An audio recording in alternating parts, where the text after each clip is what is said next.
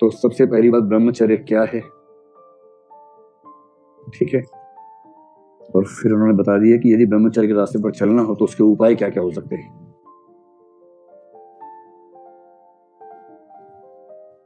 तो ब्रह्मचर्य का सामान्य मतलब, एक तो मन वचन कर्म तो लिखना है शुरू में, है ना। तो क्या है, मन वचन तथा कर्म से। तो शुरुआत में ये तो गीत की स्थाई की तरह लिखिए, मन वचन तथा कर्म से। वो तो ऐसा बोल गए, सभी स्थानों पर तथा सभी समयों में अपने इंद्रियों पर पूर्ण नियंत्रण व संयम ब्रह्मचर्य है। अब लिखिए, मन वचन कर्म से इंद्रियों पर कठोर नियंत्रण, इंद्रियों पर नियंत्रण प्लस मानसिक संयम।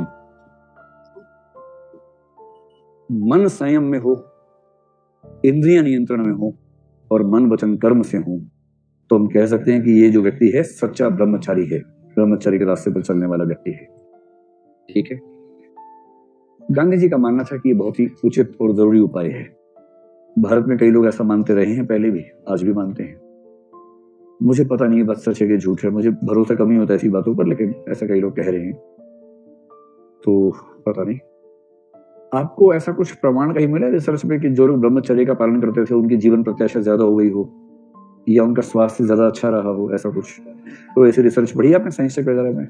नहीं पढ़ी, मैंने भी नहीं पढ़ी। और मैं ये देखता हूँ कि पश्चिम के लोग, जापान, अमेरिका, इन सब देशों के लोग ब्रह्मचर्य में यकीन नहीं रखते आमतौर पर।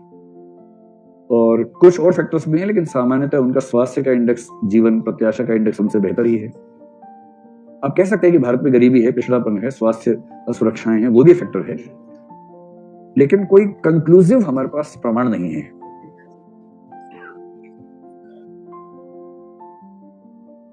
ये कहने कि पतंजलि सूत्र में, योग सूत्र में लिखा है, पतंजलि द्वारा लिखित योग सूत्र में लिखा है कि ब्रह्मचर्य का सही पालन करने से व्यक्ति की स्मृति बहुत अच्छी हो जाती है। लेकिन स्मृति से क्या होगा? अगर आपको ज्यादा याद रहता भी है और जीवन की सहजताएं सारी खत्म हो गई, तो याद करके भी क्या करोगे उसके बाद? बौद्धिक क्षमता बढ़ जाती है, आध्यात्मिक क्षमता बढ़ जाती है, बढ़ा लो भाई, ठीक है। योग सूत्र में पतंजलि जी कह गए हैं तो अच्छी बात है। मुझे डर लगता है कि ये सब क्लास में ना ऐसा ना हो कि बच्चे इन सब बातों को दिल से लगाने की, बहुत अच्छा है तो मतलब महात्मा गांधी कह गए हैं, ठीक है, उन्होंने ऐसा बताया है। चलिए, ये सब करने से व्यक्ति में आत्मबल ज्यादा रहता है, नैतिक बल बढ़ जाता है और व्यक्ति जल्दी विचलित नहीं होता है। तो क्या क्या बढ़ गया? आत्मबल, नैतिक बल, काम क्या हो गया? विचलन कम हो गया। इससे चरित्र की मजबूती आती है, चारित्रिक मजबूती होती है, तो चरित्र की मजबूती बढ़ जाती है।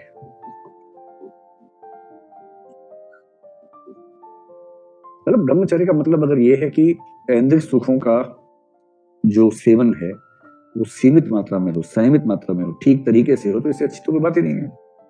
पर अगर इसका मतलब ये है कि व्यक्ति को अपनी सहजताओं से दूर हो जाना चाहिए, तो ये थोड़ा सा चिंतित करने वाला प्रसंग हो सकता है। लेकिन इस पर बल भारतीय परंपरा में ठीक ठाक दिया गया है। महात्मा गांधी से किसी ने पूछा कि बापू बहुत अजीब अजीब विचार आते हैं, कैसे मैनेज करें? तो एक बार यही वाला व्यक्ति ओशो रजनीश के पास चला गया। ओशो से बोला आपसे कुछ पर्सनल बात करनी है। बोले हाँ बताओ क्या बात है? कि मुझे ना ऐसे ऐसे मन में भाव आते हैं और मैं बहुत कोशिश करता हूँ ऐसे भाव मन में ना आए, तो कभी कभी ऐसा स्वप्न आ जाता है, मैं समझ नहीं पा रहा हूँ मैं कैसे कंट्रोल करूँ, मैं बहुत परेशान हूँ इस बात से। ओशो बोले तो ठीक तो है, क्या दिक्कत है? बोले नहीं, मैं चाहता हूँ कि मेरे मन में ऐसे भाव ना आए, मैं ब्रह्मचर्य चाहता हूँ। बोले यही तो पागलपन है, मत चाहो ना, समझ रहो, स्वस्थ हो, ठीक हो। अगर स्वस्थ हो तो ऐसे भाव तो आएंगे भाई।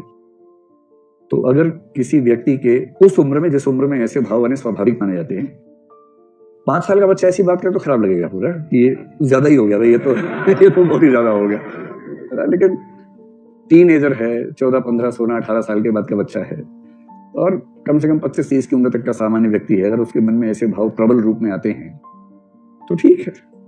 नहीं आते हैं तो इस समय चिकित्सा की जरूरत है, सीधी सी बात है। मनोरोग का शिकार है इसका मतलब। तो मनुष्य अपनी सहजताओं से क्यों वंचित हो? किंतु सहजता का मतलब अनियंत्रित होकर बैल हो जाना नहीं है। छोटा बैल होने में और सहज मनुष्य होने में अंतर होता है। तो मनुष्य सहज हो, किंतु जिसको बोलते हैं ना, तेन त्यक्तेन भुंजी था, त्याग पूर्वक भोग करो। जीवन में सुख जो है उनको उतनी ही मात्रा में कंज्यूम करना चाहिए जितने मानसिक स्वास्थ्य के लिए, सामूहिकता के लिए, सामाजिकता के लिए सुरक्षित है, उतना हो तो ठीक है। ये सबसे सही सूत्र है। इसके इस तरफ जैन है, उस तरफ चारवाक बैठे हुए हैं। तो ना चार्वाक होने की जरूरत है, ना जैन होने की जरूरत है, अपना सहज रास्ता। ठीक है, उपाय बता गए हैं, ध्यान से समझ लीजिए इन उपायों को। ठीक है, पहला उपाय है तामसिक भोजन से बचना है।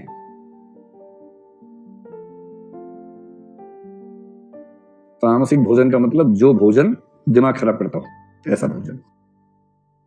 तो जैसे कुछ लोग बोलते हैं प्याज लहसुन भी वैसा है, मिर्च वैसा भोजन है, मसालेदार भोजन वैसा भोजन है। हाँ।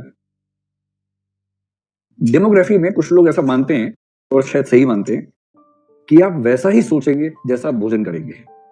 ये बात एब्सोल्यूट सेंस में तो सही नहीं है, लेकिन कुछ हद तक सही है। आपके भोजन की प्रकृति से, मतलब शरीर की प्रकृति तय हो ही जाती है, मोटापा है या नहीं है, न्यूट्रिशन कैसे हैं, वो तो होता ही है। आपके भोजन की सात्विकता से विचारों की सात्विकता का लिंक भी होता है, ऐसा बहुत लोग मानते हैं और क्लेम तो करते हैं। यदि तामसिक भोजन ज्यादा होगा तो वो हमारी वैसी प्रवृत्तियों को भड़काएगा, उत्तेजनाओं को भड़काएगा। यदि भोजन सात्विक है तो वो उत्तेजनाओं को शमित करेगा, शांत करेगा, और इसलिए उस व्यक्ति की इच्छाओं में, इंटेंसिटी ऑफ इच्छाओं में अंतर दिखेगा। इसलिए पहली बात बोल दिया कि तामसिक भोजन नहीं करना है। दूसरी बात कह गई है कि जो चीजें उत्तेजना पैदा करती हैं, उत्तेजक क्या क्या, उत्तेजक दृश्य हो सकता है, उत्तेजक गंध हो सकती है, उत्तेजक स्थितियां हो सकती हैं,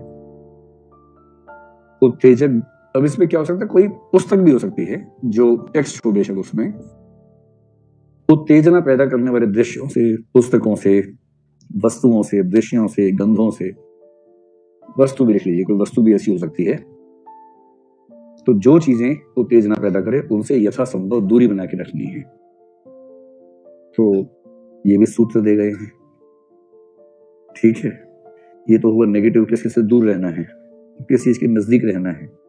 कहिए ईश्वर की प्रार्थना करते रहिए। जब जब ऐसा भाव आए, हे भगवान हे भगवान हे भगवान हे भगवान, इस भाव से ईश्वर आपको बचा लेंगे, ये भाव रखिए। फिर पवित्र विचारों का चिंतन मनन करते रहिए हमेशा। पवित्र विचार, जैसे ही किसी को लेकर मन में भाव आए, देश को बीच में लाओ कि देश को बचाना है, और देश को बचाने के लिए ऐसी बातों से दूर रहना है। इससे तुरंत उस समय के लिए तात्कालिक शांति मिल जाती है, फिर आप पवित्र विचारों के साथ आगे चल सकते हैं। और अंत में तो ऐसा बोल गए हैं कि स्वाध्याय और सामाजिक हित में लगातार लगे रहने से ऐसे विचार आते ही कम हैं। कोई एनजीओ ज्वाइन कर लीजिए, रात दिन समाज के हित में काम कीजिए, ऐसे भाव आएंगे ही नहीं। हालांकि कई लोग वहां भी कुछ व्यवस्था निकाल लेते हैं कि वही एनजीओ में गए, आंदोलन में गए, वही अपना आंदोलन हो गया, दोस्ती हो गई, वही मोहब्बत हो गई। लेकिन मूल प्रकृति वही है ना। उस मूल प्रकृति वाला इंसान जहां भी जाएगा वही रास्ता निकालेगा कहीं ना कहीं, क्योंकि मूल नेचर कैसे चेंज करेंगे आप किसी की। चलिए।